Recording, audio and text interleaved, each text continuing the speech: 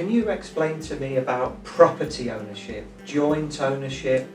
I understand there are different ways of owning property. Can you just briefly explain that? Yes, if you're a sole owner, your name appears on the deeds at the land registry.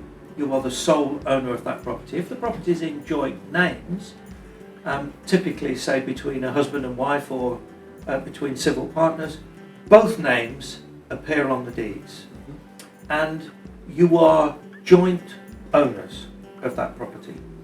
That joint ownership can be expressed in one of two ways. You can either be joint tenants, Okay. don't let the word tenant fool you, Yes. or tenants in common. If you're joint tenants, you own the property in joint names. When one of the two joint tenants passes away, the other becomes the legal owner and the beneficial owner of the entire property. You don't need a will, you don't need any deed, you don't establish any other document.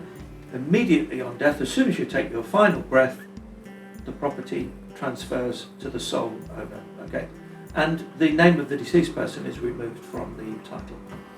If you are a joint tenant, you take a different view. You're still joint owners of the property, but you sever your joint tenancy. You become half owners, or you can express whichever share you wish to own the property. Yes.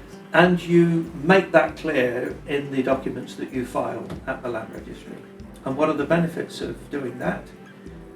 For example, as between a husband and wife, if you become 50-50 owners of the property, you can then make decisions about what happens to your 50% share on death.